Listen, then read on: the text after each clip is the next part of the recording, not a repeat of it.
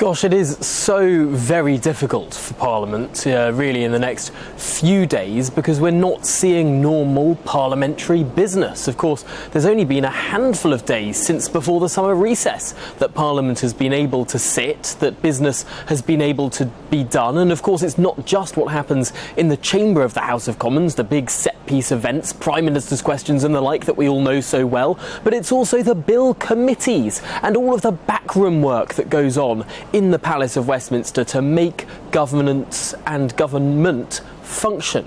It's a very, very difficult situation, really, for a new Prime Minister, for a new government of whose ministers haven't all been appointed yet. Of course, these ministerial appointments are recommended by the executive, recommended by the Prime Minister, but approved by the monarch, and none of that is happening during the period of national mourning. So a huge task on the hands of this government. Of course, it feels like a lot longer ago, but it was only last Thursday that the massive announcement on energy bills was made, of course interrupted in the media cycle by the seismic events of Her late Majesty's passing just a few hours later. But clearly this government wants to get on with its job, wants to make sure that things are happening. Now, this Wednesday we understand that there is no Prime Minister's questions, there is no parliamentary business in the House. Indeed, Wednesday will be reserved for the signing in, the swearing in of members of the House of Commons. We had some senior members of Parliament swear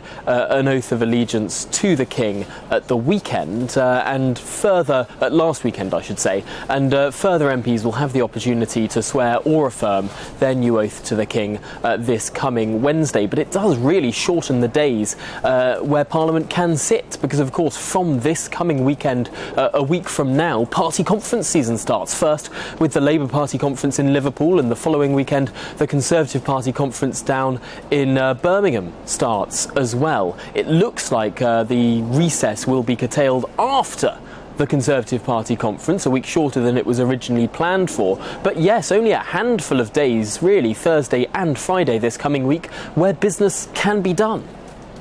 Tom, I was going to ask you about party conferences, because there's been quite a lot of debate over whether they should go ahead, considering, as you say, the amount of days that have been lost. Are we preparing for them to go ahead as normal?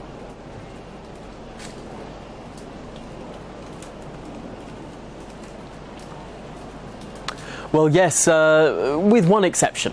The Liberal Democrats Party conference was meant to begin tomorrow, of course, in the midst of the period of national mourning, one of its key days being Monday, the day of the funeral of Her Majesty the Queen. So the Liberal Democrats have cancelled their party conference, whereas the Labour Party conference, which began a week later, indeed I should say, begins a week later from next weekend, that is going ahead because it's outside the period of national mourning. There was some rumour about the conference recess being cancelled or curtailed in some way. Well, I can report it hasn't been cancelled, but it's likely to be curtailed, i.e. it will last for 2 weeks from this weekend through the next and the next, but stop after the Conservative Party conference, whereas before it could have gone on for an extra week. It seems like the conference recess will last for 2 weeks, just to cover those periods of the Labour Party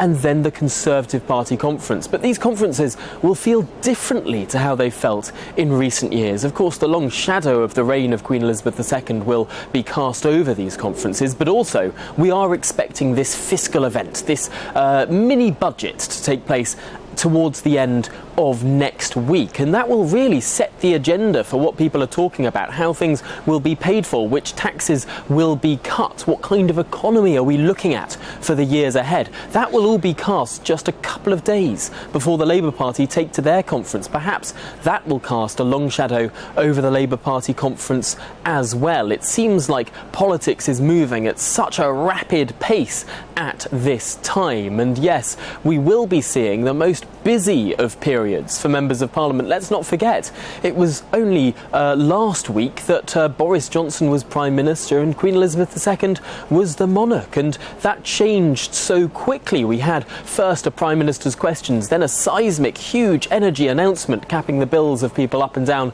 the United Kingdom, and businesses, I should say, too. But then, of course, this period of national mourning, the world leaders coming to London the world over, Monday being this focal point for potentially billions of people watching what's going on in Westminster Abbey around the world, and then rattling on through right back into business of the House of Commons into next week, and then Labour Party conference across that weekend and the beginning of the further week, and then the next weekend Conservative Party conference and the beginning of the next week. People in politics will not have slept for a month. Thank you, Tom. Thank you very much for bringing us up to date on all the political news and what we can expect after the state funeral when business gets back to near usual in Parliament. Thank you very much, Tom.